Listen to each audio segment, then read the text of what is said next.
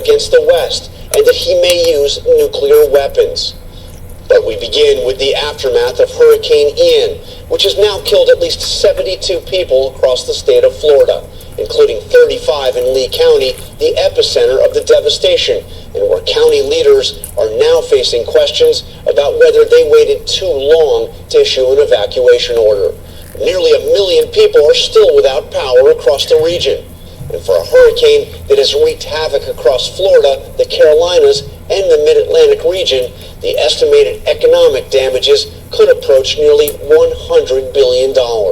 President Biden plans to visit Florida on Wednesday. FEMA Administrator Deanne Criswell and Florida Senator Marco Rubio are standing by with the latest. Let's get the latest on the federal response from FEMA Administrator Deanne Criswell. Administrator Criswell, you were just in Florida yesterday. Give us a sense from what you saw of the scope of this catastrophe. Good morning, John.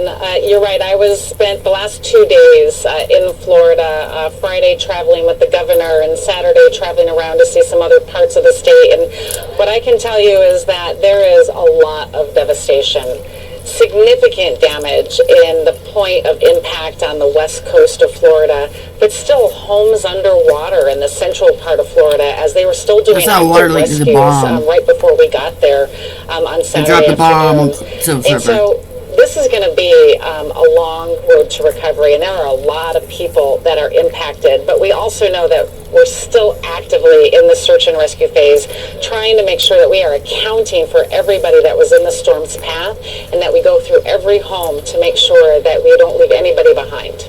As you mentioned, you spent a lot of time with Governor DeSantis on Friday. What is your sense of the coordination between the Biden administration and the DeSantis administration on this? Yeah, I spent the whole day with Governor DeSantis on Friday and wanted to really hear what his concerns were and what resources he might need to help support this. I committed to him that we would continue to bring in resources to meet the needs, not just for this response and the stabilization, but as we go into the recovery efforts. And so it was good to be able to see some of the damages and talk to the people directly while we were together, so that he could let me know what kind of resources and assistance he might need.